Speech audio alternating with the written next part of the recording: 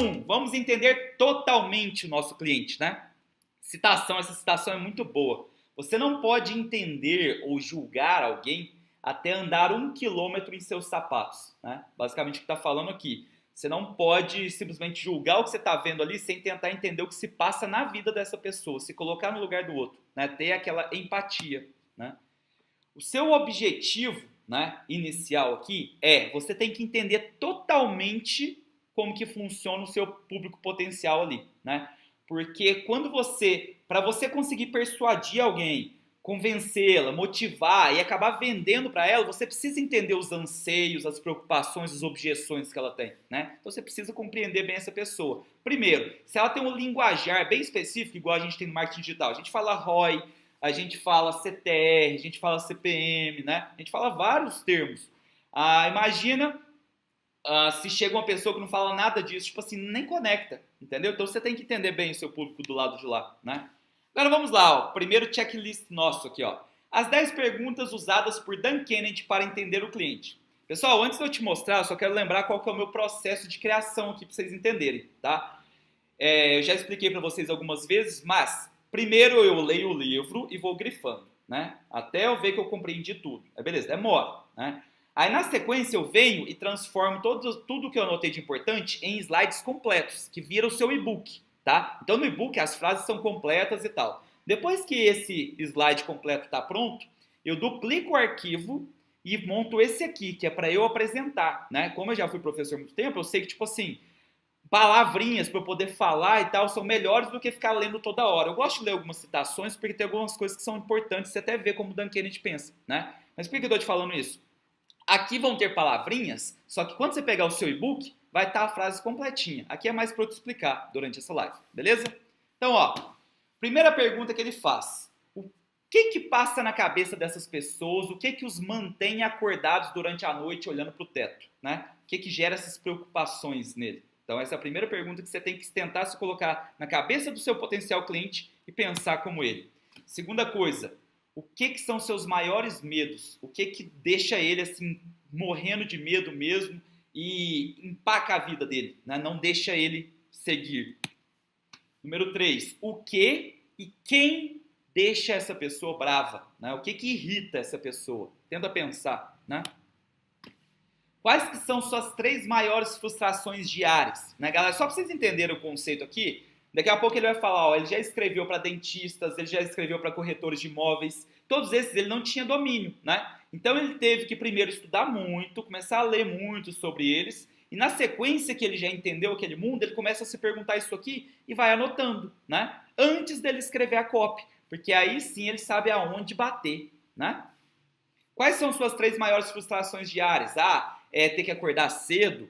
É chegar lá no trabalho e aguentar o chefe chato. É não poder ver o filho, chegar e o filho já está dormindo. Né? Quais que são as tendências que ele tem para a vida dele agora e no trabalho? Né? Tipo assim, qual idade que ele está? Ele está na idade agora de que a galera vai casar e ter filhos? Né? Ele está na idade agora de que ele vai formar e aí ele vai tentar um trabalho fora, sei lá, você tem que pensar exatamente qual que é a tendência agora, né, desse público no geral. Aí você pensa na idade, pensa no gênero, pensa em tudo, né?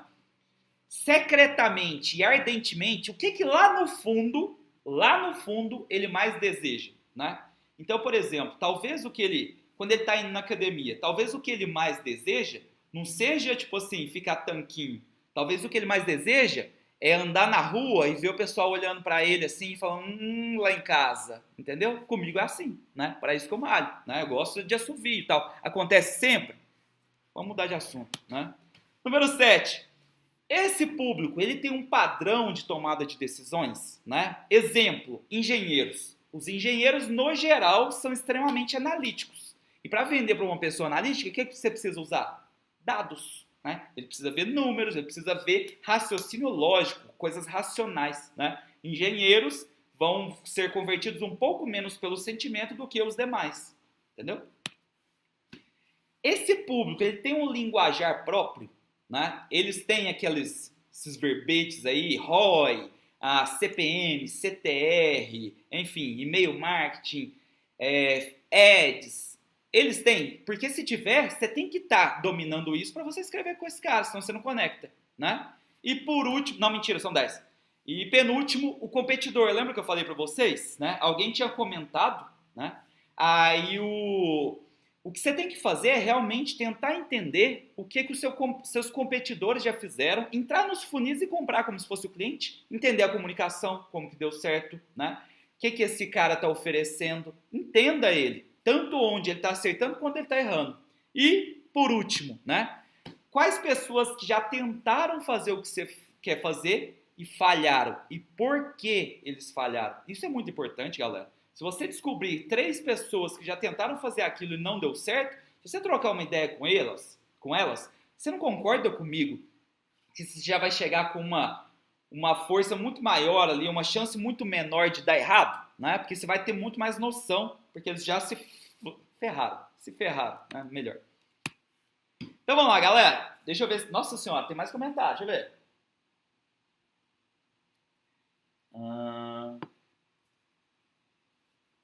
Tô no grupo 1, aí sim.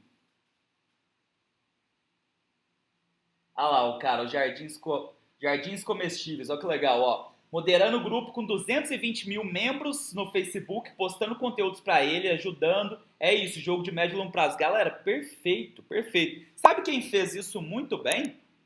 O Pedro Sobral, né? Acho que todos vocês devem conhecer o Pedro Sobral. Pedro Sobral entregou conteúdo de graça. Se você tem a disciplina ali de estar, sei lá que dia que é, terça-feira, sei lá, assistindo as lives dele, o cara é muito bom e está te ensinando ali, né? E você aproveita. Agora, quer algo a mais? Quer ter uma comunidade? Quer ver o replay? Aí ele te vende um extra, né? Cara, se você entregar conteúdo de qualidade, até aciona o sentimento de reciprocidade. A pessoa fica te devendo ali, fica com esse sentimento. Então acaba...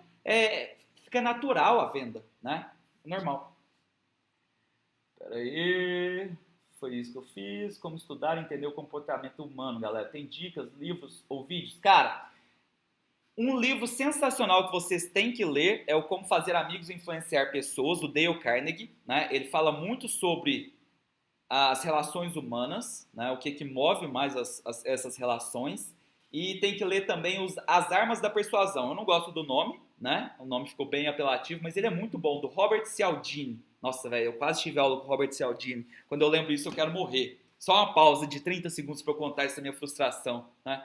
Eu estudei um semestre no Arizona, né? No Ciências Sem Fronteiras, eu fui em 2 universidades lá, aí eu terminei no Arizona, né? Ele dava aula na ASU, Arizona State University, onde eu estudei, né? Cara, ele tinha acabado de aposentar quando eu cheguei lá. Eu lembro que, tipo assim, eu nem conhecia ele na época, né? Aí a professora de marketing lá, foi fazer uma matéria de marketing, começou a falar, olha, o professor fulano de tal não vai poder continuar e tal, ele se aposentou, mas eu vou, todo mundo, nossa, esse cara devia ser foda. Anos depois que eu fui descobrir que provavelmente era o Cialdini, né? E vendo lá quando que ele aposentou e tal, cara, nossa senhora. Enfim, continuando. Deixa eu ver. Simplesmente copiar e colar os conhecimentos dos nossos produtos. Como fazer amigos. Ó, o Jardins Comestíveis indicou o mesmo livro. Boa, velho. É muito bom esse livro. Cada pessoa tem sua tribo. Você precisa se conectar com ela, com a linguagem comum dessa tribo. Galera, por falar em tribo, deixa eu comentar com vocês um negócio. Esse livro aqui é muito bom, mas eu achei ele desorganizado, né? Agora, um livro que é muito bom e que dá vontade de pegar o autor, o Seth Godin, e bater nele e falar assim, por que você fez isso com esse conteúdo seu? É o livro Tribos, do Seth Godin. Seth escreve S-E-T-H, né? O final dele é muito bom. O final dele começa meio fraco, né? Pra quem leu o Expert Secrets, provavelmente o Russell pegou a base do Expert Secrets com o Seth Godin, né?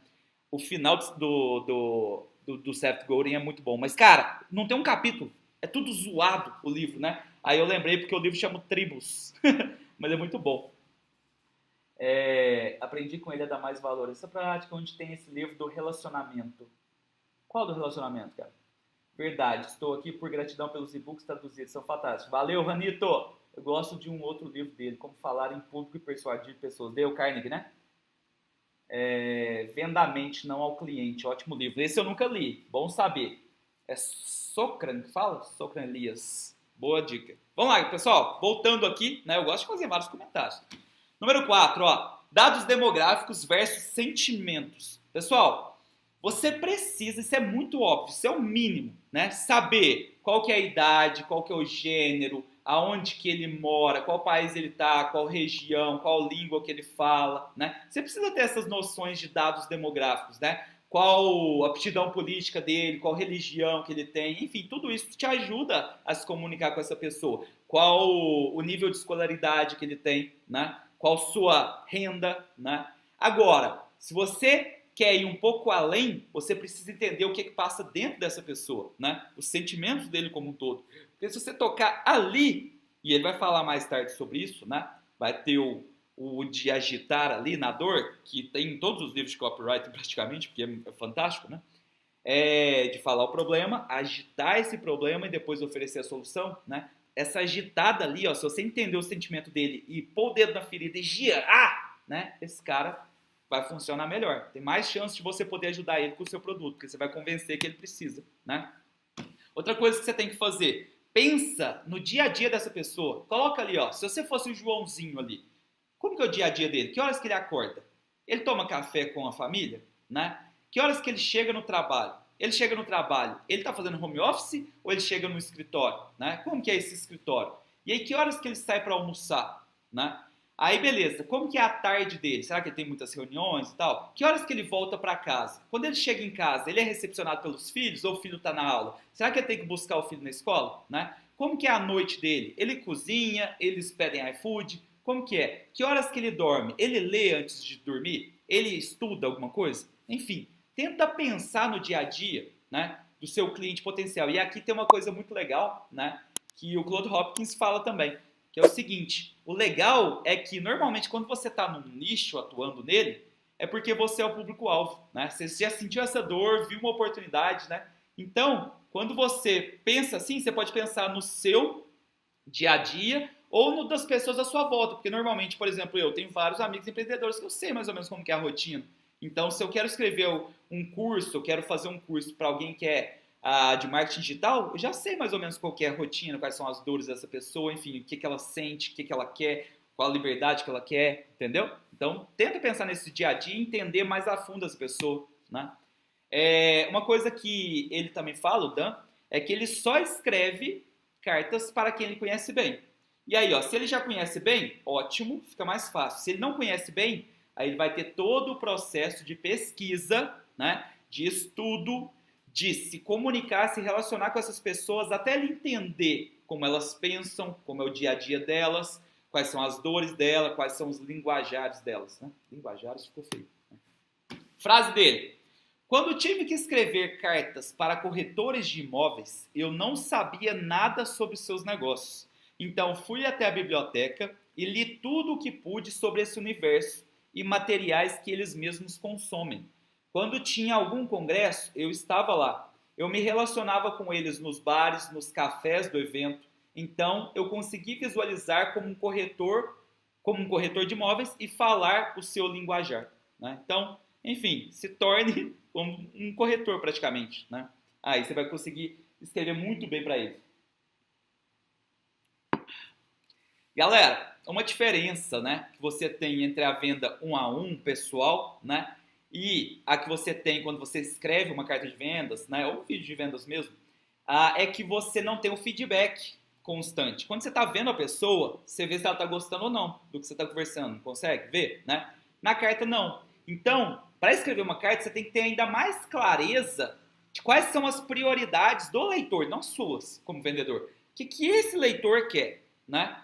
E quando você sabe isso, você minimiza o risco de estar escrevendo um negócio que ninguém vai continuar lendo, né? Porque no 1 a 1 você vê que não está indo para um caminho bom, né? Você vê a cara dele, como que ele está reagindo, se ele não está interessado de fato, né? Você vai tentando adaptar. Na carta você tem que ser mais assertivo, então você tem que ter um conhecimento ainda maior sobre essa pessoa, tá? Vamos lá. Cara, isso aqui eu achei sensacional, né? Chamaram Dan Kennedy para fazer uma carta de vendas para conseguir doações, né, para um programa que é o Teleton lá americano, né? Escreve acho que com H, TH no final ali, THON. Aí ele foi olhar as cartas passadas, né? E ele viu que as cartas estavam muito focadas no que o pessoal aqui que recebia as doações queria. Ah, a gente vai usar o dinheiro para construir uma nova instalação, para comprar não sei o que, não sei o que, e não estava focado em quem estava lendo a carta, que eram os grandes empresários. E ele falou, tá, eu vou tentar me colocar do lado de lá. O que além de me sentir bem ajudando, como que eu posso aumentar os benefícios percebidos, né? E aí ele fez uma carta muito doida, né? Em que ele focava, por exemplo, em falar assim, o Teleton vai atingir tantos milhões de pessoas e vai estar vinculado à sua marca, né? Sua marca sendo doadora, sendo uma marca que está querendo o bem da sociedade como um todo. Você sabia que 80% das marcas que anunciaram no último Teleton não gastaram um centavo? Sabe como eles fizeram? Várias delas colocaram um projeto dentro da própria empresa, onde as próprias pessoas ali podiam doar alimentos, podiam doar roupas, podiam doar dinheiros, né? Os próprios funcionários, trabalhadores, colaboradores pediram para a família, e ao unir todos eles, conseguiram grandes resultados, né? E doaram isso. Então, eles conseguiram, além de ajudar, uma visibilidade muito boa e sem custos, né? Então, esse foi um dos argumentos. Então, ele fez algumas perguntas, ó. Qual o benefício para a minha empresa que justifique o custo? Né? Então, esquece só a doação em si. Além disso, né, de eu me sentir bem. O que mais? Né? Quem mais está doando? Eu vou estar lado a lado de quem? No evento, eu vou estar sentado em qual mesa? Peraí, deixa eu só fechar uma pop-up que abriu aqui, senão eu não leio. Pronto. Qual despesa deveria ser reduzida para gastar com essa nova? Né? Então, tipo, você pode até deixar claro. Olha, se você simplesmente fizer com uma marca tal, que simplesmente tirou o blá, blá, blá e blá e falou para todos os funcionários que isso ia ser usado na doação, todos acharam muito bom e a empresa acabou não gastando nada e tendo uma visibilidade. Né? Olha que genial, né? Você tem alguma dúvida de que ele estourou, conseguiu muito mais doações quando ele fez esse tipo de abordagem? Né? Exemplo, dentista. Quando ele foi escrever para dentista, ele não é dentista.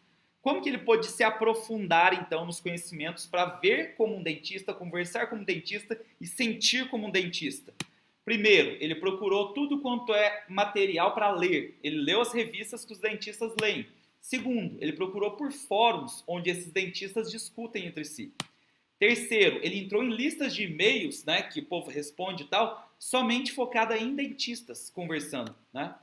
Quarto, seminários presenciais e tal, ele foi em todos, conhecia o pessoal, tomava café com eles, conversava com eles, né? Quinto, ele entrou em funis para dentistas. Ele viu, esse aqui está vendendo para dentistas, eu vou comprar, e viu como que o competidor ali dele estava guiando tudo, né? E sexto, ele participou de masterminds, grupos, né, de networking entre dentistas. E assim ele de fato dominou, né, essa profissão, as dores deles. E aí ele consegue escrever muito bem para esse pessoal, porque ele entende, de fato, eles. Né? Por último, para a gente terminar esse capítulo, galera, ele dá uma dica. Contrate pessoas que sejam público-alvo para criticar a copy. Ele fala assim, é muito bom quando você é o próprio especialista ou o dono do seu negócio, você escrever as copies pelos motivos que a gente já falou. Você domina o negócio, você sabe mais do cliente e tal. Mas um erro muito comum é a prepotência de que sabe tudo. Entendeu? Que não vai deixar nada em aberto, né? Depois que você escreveu, contrata umas pessoas, uns freelancerzinhos e tal, e coloca eles para lerem, né? Vê se eles vão perguntar, cara, como que eu vou poder comprar isso aqui, né? Você tem um link aí? Analisa se eles estão entendendo, se está tudo claro, entendeu? Então, não tem essa arrogância de, se você está há tantos anos no mercado, você achar que você sabe tudo ali. Talvez não. Talvez tenha algo que possa ser contribuído que vai fazer muita diferença. Uma outra perspectiva, tá? Acaba de assistir um trechinho de uma live minha. Se você já gostou desse trechinho, imagino que sim, porque você ficou até o final, você vai assistir agora a live completinha. Nossa, sua cabeça vai fazer assim, ó. Você vai agora aqui embaixo na descrição, tá, do vídeo ali no YouTube, e lá tem o link para a live completa. Então você vai fazer isso agora e vai lá assistir.